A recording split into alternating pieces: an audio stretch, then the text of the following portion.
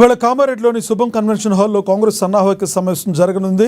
ఈ సమావేశానికి టీపీసీసీ అధ్యక్షులు మహేష్ కుమార్ గౌడ్, మంత్రులు పొంగులేటి శ్రీనివాసరెడ్డి, సీతక్క, పొన్నం ప్రభాకర్, ప్రభుత్వ సలహాదారులు షబ్బీర్ అలీ, ఉమ్మడి నిజామాబాద్ జిల్లా ఎమ్మెల్యేలు, ఎమ్మెల్సీలు, ప్రజాప్రతినిధులు హాజరు కానున్నారు.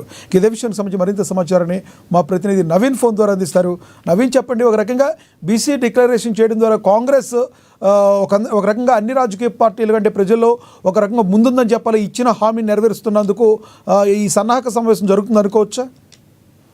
ఖచ్చితంగా చెప్పొచ్చు. ఎందుకంటే ఇప్పుడు ఎన్నికల సమయంలో ఏదైతే కామారెడ్డి వేదికగా బీసీ డిక్లరేషన్ సభ నిర్వహించి ఇటు రాష్ట్ర ప్రజలకు తాము బీసీకరణ చేపడతామని చెప్పారు.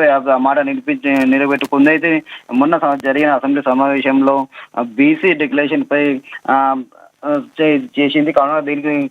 దీనికి గాను కామారెడ్డి వేదికగా ఈ నెల 15 కామారెడ్డి బీసీ డిక్లరేషన్ కృతజ్ఞత సభను నిర్వహించనుంది. ఇందులో భాగంగా ఈ రోజు కామారెడ్డి పట్టణంలోని శుభం ఫంక్షన్ హాల్లో సన్నాహక సమావేశాన్ని కూడా ఏర్పాటు చేశారు. ఈ సమావేశానికి పిసిసి అధ్యక్షుడు మహేష్ కుమార్ తో పాటు ఉమ్మడి జిల్లా ఇన్ఛార్జి మంత్రి సీతక్క, అలాగే బీసీ సంక్షేమ రాష్ట్ర వ్యవహార శాఖ మంత్రి పొన్నం ప్రభాకర్, రెవెన్యూ శాఖ మంత్రి పొంగులేటి శ్రీనివాసరెడ్డి, అలాగే తత్వ సలహాదారుడు షబ్బీర్లతో పాటు ఉమ్మడి జిల్లాలకు చెందిన ఎమ్మెల్యేలు, ఎమ్మెల్సీలు, కాంగ్రెస్ పార్టీ ముఖ్య నాయకులు కూడా ఈరోజు సన్నాహక సమావేశాన్ని నిర్వహించనున్నారు. అయితే 2013 ఎన్నికల కంటే ముందు కామారెడ్డి పట్టణంలోని ఇందిరాగాంధీ స్టేడియంలో నిర్వహించిన సభలో అప్పటి చీఫ్ ఇప్పటి సీఎం రేవంత్ రెడ్డి, అలాగే కామారెడ్డి ముఖ్యమంత్రి సిద్ధయ్య, అలాగే బీసీ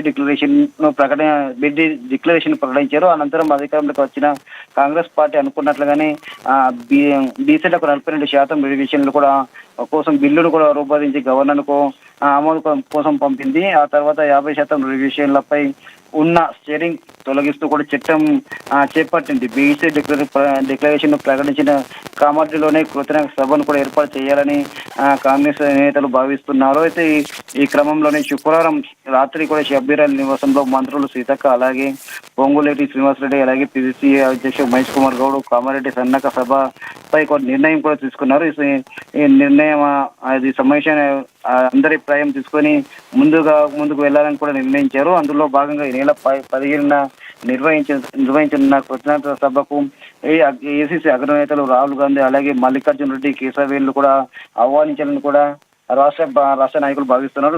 వీటితో పాటు సభకు తెలంగాణ సీఎంతో పాటు కర్ణాటక ముఖ్యమంత్రి రేవంత్ రెడ్డి, అలాగే సిద్ధరామయ్య కూడా రానున్నారు.